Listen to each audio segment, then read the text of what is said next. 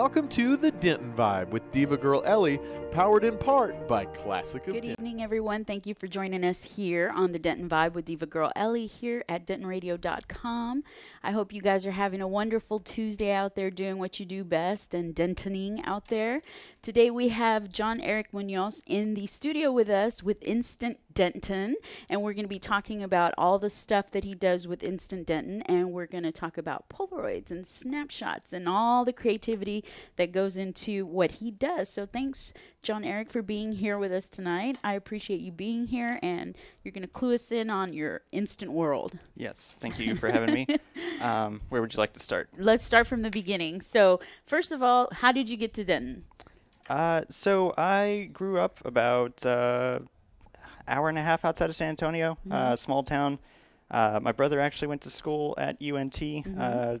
Big age difference between us. So 10 years later, I decided to go to UNT as well. I've been in Denton about 11 years now, Nice. and I don't really have any intention of leaving. So yeah, I mean, I came up here for school. Went to UNT, got my degree in history. So I have Nice. zero background in film. Oh, wow. Or film photography, zero photography background. It's always been an interest, but never something that I really focused on. I would say that I was too frugal to buy a camera, but I think frugal implies that you have the money to spend and choose not to spend it. So I was cheap. I was too cheap to spend money on a camera, and eventually that changed. Obviously. yeah. So we have many cameras here. Just a few, yeah. This Yeah. is not the whole collection, but it's kind of an assortment to kind of highlight some of the different formats that are available. Okay, so let's talk about what you actually do. So you came to Denton and you're in this creative environment. Obviously, Denton is full of artistic creatives, musicians, and whatnot. How did you stumble across your interest with photography and then two, with Polaroid photography? Photography's always kind of been an interest. I was into music. I don't necessarily play, high school band, but that's about it.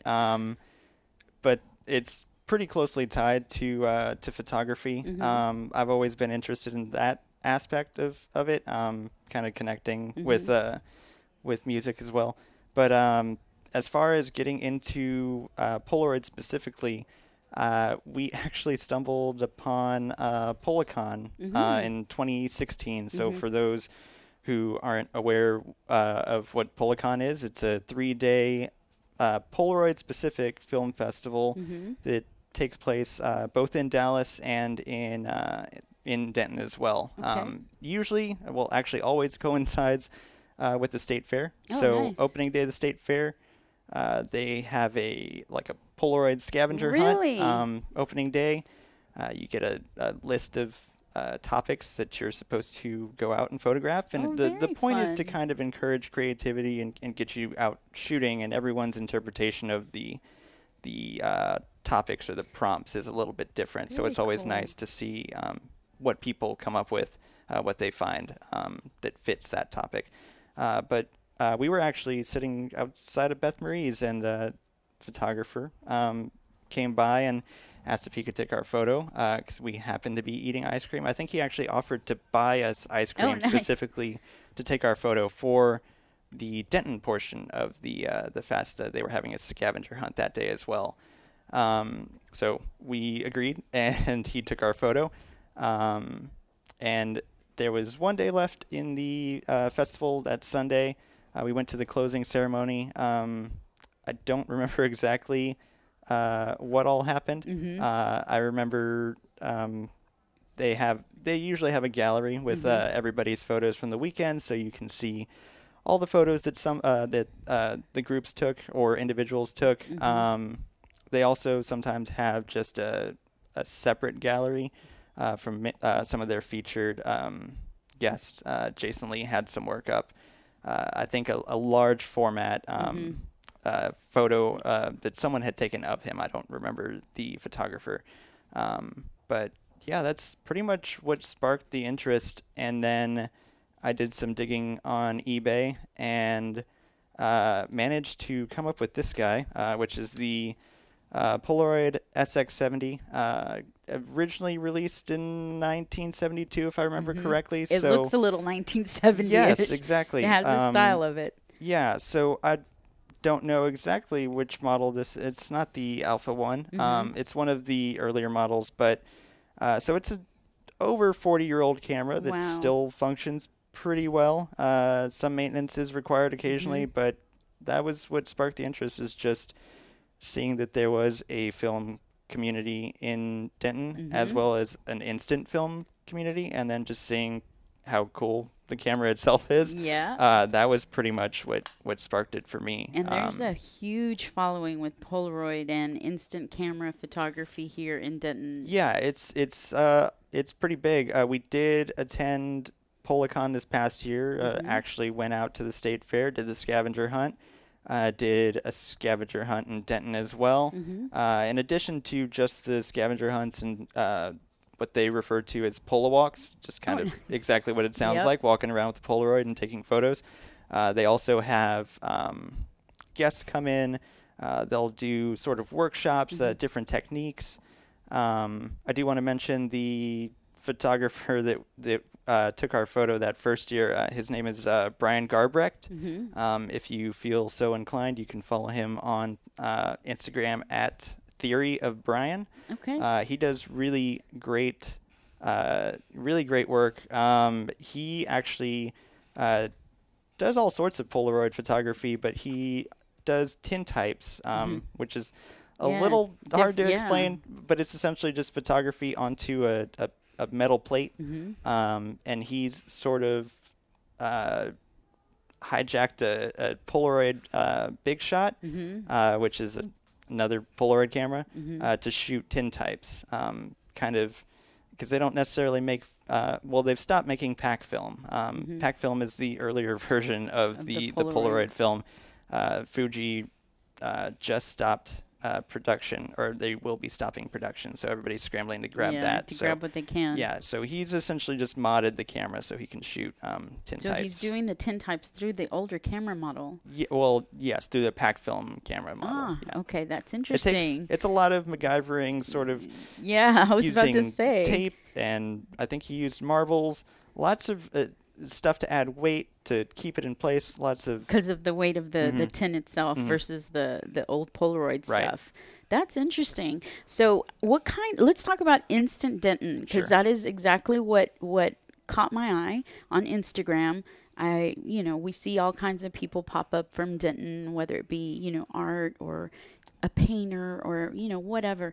But when I kept seeing the Polaroids pop up, I was like, these are so cool. They're very much your everyday life in Denton, but very artistic. And that's what caught my eye on your page, on your Instagram page.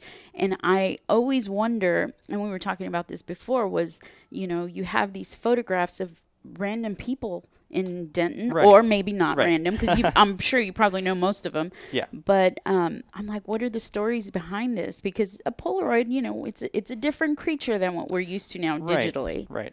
So as far as why I started it, essentially it was just to give myself a reason to use the film. I'm really bad about buying something or starting a project and not following through with it. Various reasons, but the film is a little pricey. The camera was a little, actually cheaper than most, but you spend good money on it. You want to actually make sure that you're utilizing it. So I wanted to give myself a theme to work with, to kind of give myself a reason to get out and shoot, and kind of have a reason behind it. Obviously, I love Denton, or I wouldn't still be here. Yep. And like I said, I don't have any intention of leaving. I think there are a ton of Denton-themed Instagrams and all sorts of social media pages dedicated to Denton, but that's kind of what encouraged me to go ahead and start it. I think that all of those can exist because everybody has their own idea of what Denton is to them. Some of them may overlap, but I think everybody has a different way of presenting that, and this is just kind of my way of presenting that. As far as the people, most of the time they're people I know. it's fun to go out and take photos of buildings. The architecture, obviously, the courthouse is great. Some of the shots on the street are great. As far as the people, it's a little difficult to run up to a stranger and ask if you can take their photo, especially when you're going to keep that photo and you have no intention of giving it to them. They're like, no, you're capturing me. Yes, the film is too expensive for me to give away. Take a photo of someone and then usually give it away. I've done it once, and I didn't regret it necessarily, but a part of you went with it. Yes, exactly. And the hard part is I didn't get to see what the photo looked like after the fact, so I don't even know what it looked like. Oh, man. Is that Normally, going to bother you?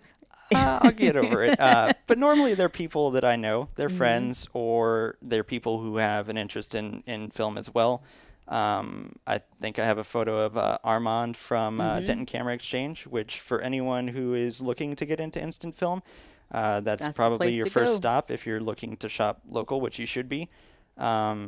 Denton Camera Exchange, they have a collection of Polaroids. They have all sorts of film cameras. They have all types of accessories you might need. House. They have film. Exactly. They have everything. If you're looking to get into instant film and you want to get a camera, that'd be a great place to go. They usually range about $40, which is pretty inexpensive. For the camera, right? Yes. If you want to dig, you can probably find these at garage sales for under $5 or $5 or so. I haven't had that luck. Most of my stuff has come from eBay, mostly because I'm super particular and want something that's not only in good shape as far as how it works, as far as the mechanics, but I want it to look like it's in good shape. Yeah. I take pretty good care of them. So yeah, they look pretty minty condition. Most of them are. I've gotten really lucky, and I'm not afraid to not purchase something.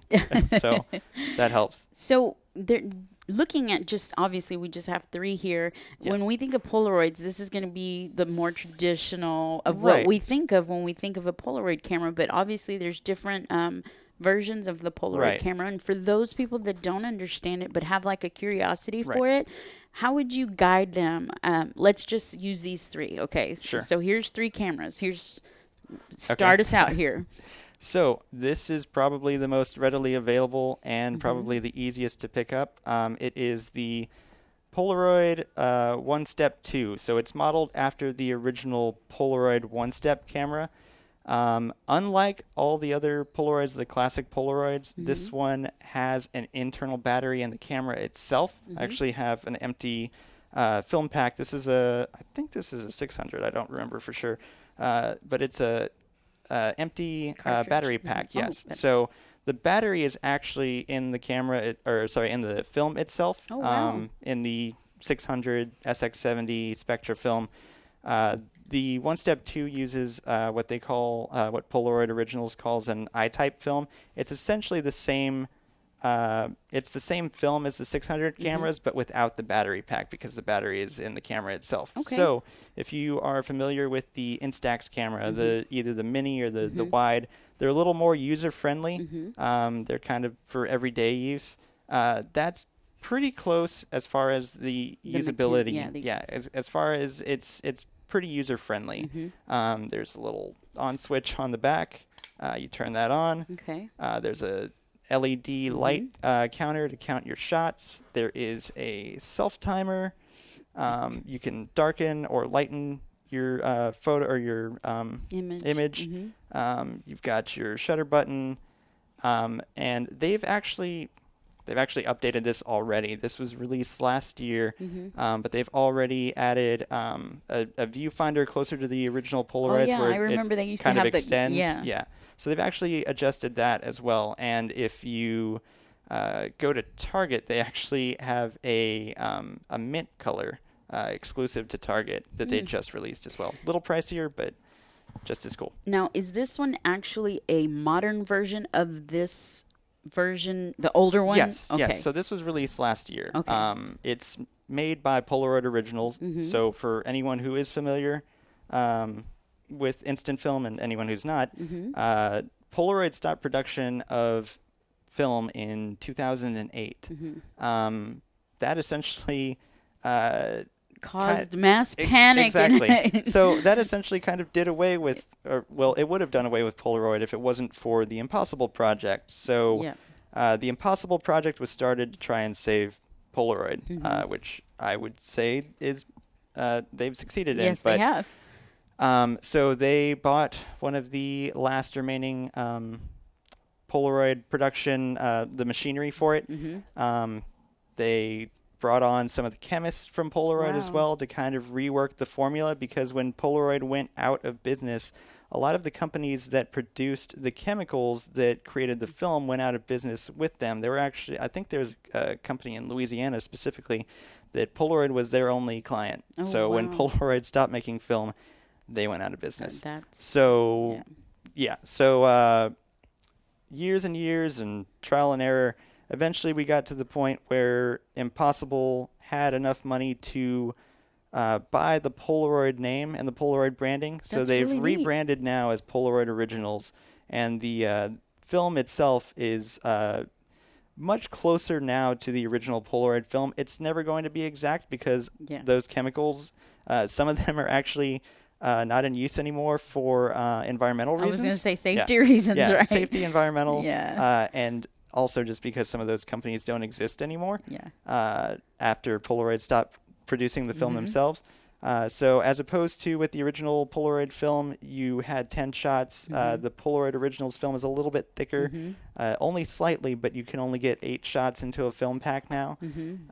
So slightly less photos, but it's the quality.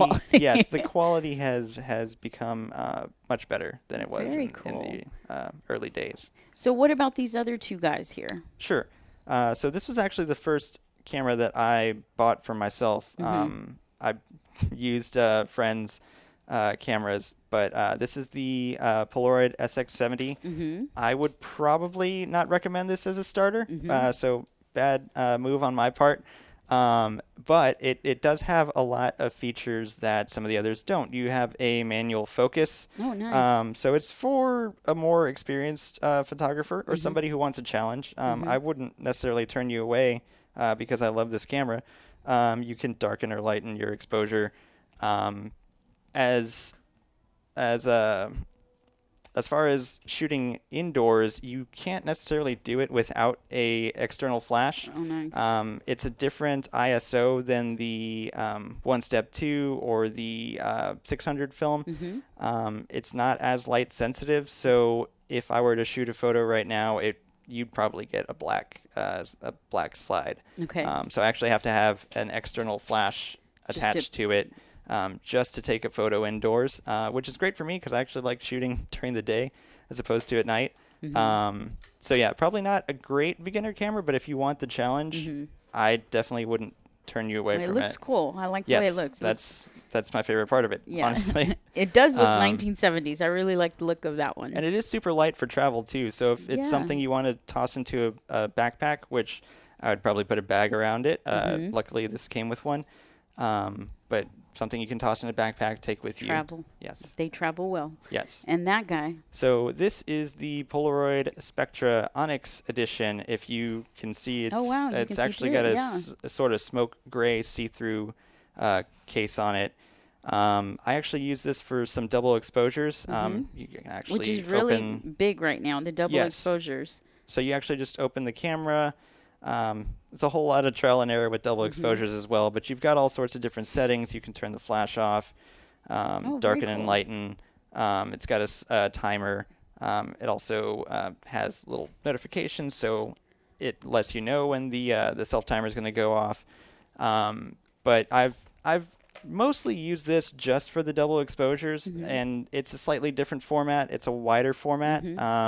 It's more rectangular than square. Yeah. And some people like that preference. Yes. Depending on what they're shooting. But aside from the 1-step-2, all of these are, 30-plus-year-old cameras. The one that I don't have here, one of the models that I don't have here is the 600 camera, which is probably the most readily available in terms of the older models. 600 film has you get great colors with it compared to the SX70. It's a slightly different tones that you get. You get a little more pinkish hues. And a lot of that also has to do with the conditions you're shooting in. The ideal range for shooting is really anywhere between 55 and 83 degrees, which right now is obviously hotter than that. So it's made shooting a little bit more difficult, but it kind of encourages me to get out at either earlier or later times and still get out and shoot. But there is a range. One of the things that people may not realize is that the temperature does, it does affect the film emulsion and the development of it. So what kind of advice would you give someone who is looking into doing this or has a curiosity for it? Maybe they even have a camera already sitting around and they just never picked it up because they're like, I don't know what to do with it. What kind of basics tips would you give them? Yeah. So there are actually a few really easy things that you can do. So first thing is, if you have a camera and you're worried it doesn't work, you can take an empty film pack. If you don't know where to get one, send me a DM. I'll give one to you. I have probably 10 of these sitting in a drawer. You can put the darken slide or the top slide in there, put it in your camera. If it ejects, you're probably good to go. You might want to clean your rollers. I don't really have an empty camera to show you the rollers, but you can open up the camera. Usually you can take a cloth and kind of clean them off. They tend to pick up some of the emulsion from the film being ejected, as well as just age. It might rust. But I would test it out. If your camera works, you might be good to go. But as far as other tips, like I said, 55 to 83 is the ideal, somewhere in that range. If it gets too cold, your film will start to get these sort of greenish blue tints to it. If it gets too hot, which you might actually probably see in most of my photos because it's so hot, there are more pinkish sort of purple hues that you pick up, which I don't mind because I actually like that tone. And I've just gotten used to it. It's hot in Texas, and it's not going to change. So Texas-style Polaroids. Yes. You can definitely tell the difference. There are other photographers that I follow on Instagram and other avenues, but you can definitely tell the difference based on where they're based out of. A lot of Polaroid is pretty big in European countries as well. And I think one of the photographers that I'm a fan of, I think he's based in Germany, and his film looks completely different than mine, but a lot of that is just the environmental factors. It's not hot, or it's not as hot in Germany right now. So there, I would have never thought that. I would have, when you said it, I was like, well, that makes sense, because the emulsion is just like you said. We were talking before the show where you had left a Polaroid in your car. Yes. Yeah. And you left something on top of it, and it burned it in. Yeah. So it was a shot I wasn't super fond of. I left it in the car because I didn't really care. Placed something on top of it, and when I came back to take it out of the car, it had sort of left a shape. I don't even know if it was a circular. I think I might have left a book or something on top of it, and got just sort of the edge of that book and printed onto the film itself. And I think it actually wore away over time. But if you really wanted to, you could manipulate the film. If you want to get really artsy with it, you can draw on the film itself. You can scratch into it. With the really older, some of the older film, the Time Zero, I believe, you can physically sort of draw on the film and not necessarily lose the integrity of the image. It's more like tracing. I had no idea you could do that, so that's really cool. Neither did I until a few months ago. But as far as other tips go, you want to shoot with the light behind you. You want to try and shoot in even lighting, which, like I said before, it can be pretty difficult for me because this isn't my full-time job. I would do work full-time, and this is for fun. So my shooting schedule is pretty small, the window of time that I have to shoot. So because of the lighting that you're dealing with. So I don't always have the best conditions to shoot in, but you do kind of have to find a way to work around that. And you might not get a great shot every time, but most of what I've learned has been through trial and error. Like I said, I don't have any previous photography experience. It's all been trial and error or asking questions. Definitely don't be afraid to ask a question if you have one. There are no dumb questions, especially in the film community. Everybody is really good about answering questions, or if you have any concerns or you want to test something out, they're all for kicking ideas around. Yeah, being everybody's willing supportive. to help. Like you said, even going to the Denton Camera Exchange, I know Yes. that I've had, I've been in there a couple of times and stuff, and there's always people in there asking questions, and you kind of get curious, and you're like, what is this, and how does this, differ from that? So there's definitely resources and forums, like you said, Right. online, not just Right. online, but here in Denton itself. And not only that, but like you said, the polo walks, there's always Yes. a community of people who are doing it for fun. So if you want to dive into that for fun, you could probably pick up on one of those walks. Right. One of the other things that I wanted to talk about was the subject matter. I know you said it was people you knew, but other than the people, I know you focused on. Is it all Denton or is it everywhere? The only shots I believe that aren't in Denton, aside from one of myself in Carrollton, just because I happened to be there, were when I took a trip to London. So that's the only other imagery that's on the Instagram that's not from Denton. Like I said, I wanted to give myself sort of a theme to work with, and like I said before as well, obviously I love Denton, and I didn't think that I would run out of stuff to shoot, and so far I haven't. It's been under a year, but I still have plenty of stuff to shoot. I wanted to focus not just on businesses that I frequent. Obviously, I want to show them support, but events as well. We have Day of the Dead coming up in October. Oh, that's going to be fun.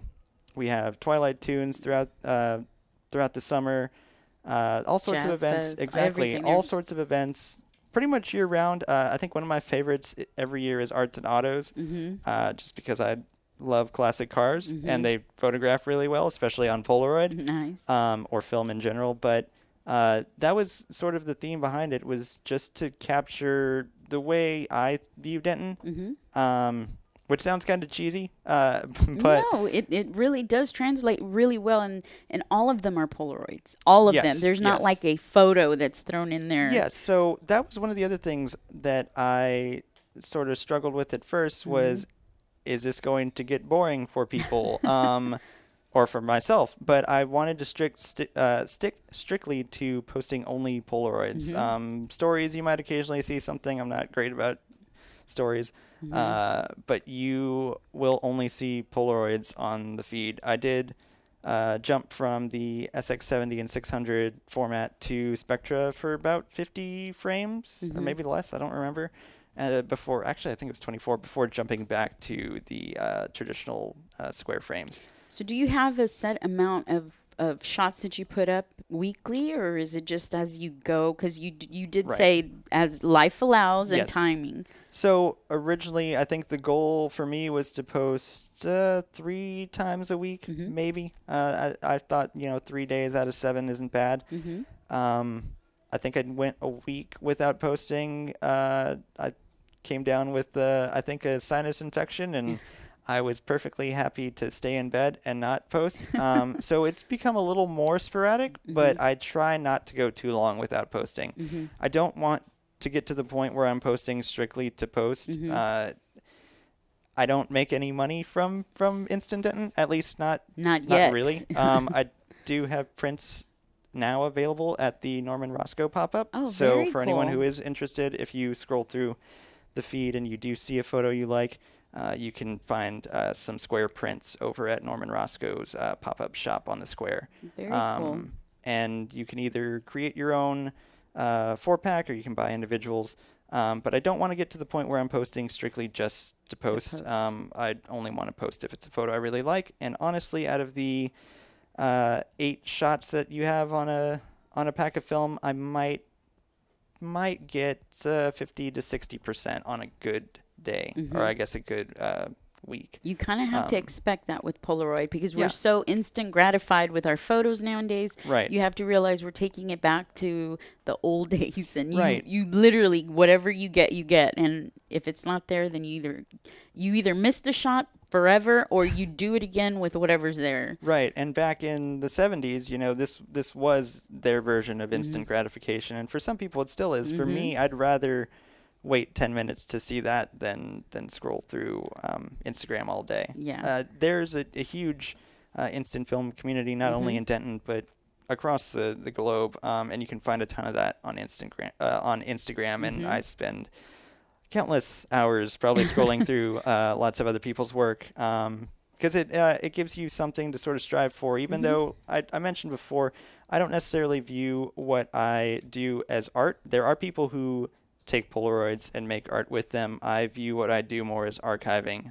When my parents took Polaroid photos of me as a kid, it wasn't for artistic purposes. It was to document something and have that memory and have that image, mostly for life. Eventually Polaroids will fade, so keep them out of direct sunlight as well. That's another tip. If you are shooting, you should be shielding. Yes, you should be shielding your photo when it comes out, and keeping it face down at least until it develops, which is usually about 10 to 15 minutes. But the purpose for them was to take the photo and have it, to have that memory. And we still have photo books full of Polaroids because it was the easiest thing to do. And everybody had one. So we had them too in our family. I remember there were even the paper thin one, Polaroid kind. Yes, the pull apart, which is the pack film, which you can still find if you want to pay a whole lot of money for. Specifically, I think the color film is going for more than the black and white, but that's a whole nother experience as well. The feeling of peeling apart the film is something you can't really replicate, and it's completely different than the instant coming out. So if people want to find you to check out your work, where would they find you? You can find me on Instagram at InstantDenton. I do not have a Twitter for it. I don't have a Facebook for it. Eventually, there will be a website. So that's in the works. As far as finding me, you can shoot me a message if you'd like. If you see me out in person, I can't guarantee I will take your photo because I try and hoard the film as long as possible until I have something I really want to shoot with it. So. Definitely. And I know I've been here 13 years and I still do not get tired of shooting on the square.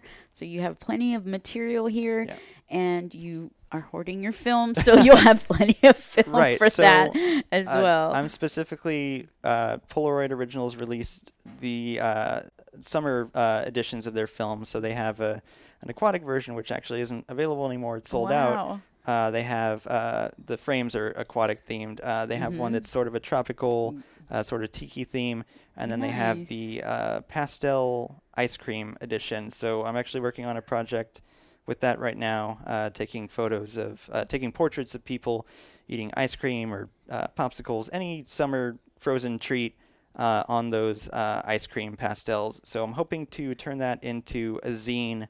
Once that's finished, hopefully before summer ends. That's very cool, and I would love to see that. And if you guys are out on the square somewhere and you see someone with a Polaroid camera and you're eating ice cream, do not feel weird about it. He is working. He's doing a project, and that would be a really cool, fun project to have. I might approach you. I might not, depending on my level of comfortability. There you go. Well, thank you so much, John Eric, for being here with us. I know that there's a lot of people out there that are curious about the Polaroids and the instant film, and now you know that there is a community open to you guys for this creativity. You guys get out there, shoot. I love shooting as well. You have the Denton Camera Exchange out here to give you the supplies needed, as well as a few of the other mainstream stores, but shop local. And they're right here on the square, and they have, if I'm not mistaken, I could have sworn I saw a really cool truck parked behind them. Yeah, always behind the building. Yes, and it is photo opportunity, worthy. So you guys go check that out with Armand at Denton Camera Exchange. Thank you so much for being here. You guys check out Instant Denton on Instagram. Don't forget to like, follow, share, comment on DentonRadio.com, the Denton Vibe with Diva Girl Ellie, as well as John Eric's page on Instagram. Thank you again for being here. Thank you for having me. We will see you guys next week here on the Denton Vibe with Diva Girl Ellie. Well, thank you for tuning in. We hope you enjoyed the show. Be sure to check out DentonRadio.com for new Denton artists and where they're playing next. While you're surfing the internet, make sure you check out our friends Classic of Denton at ClassicofDenton.com.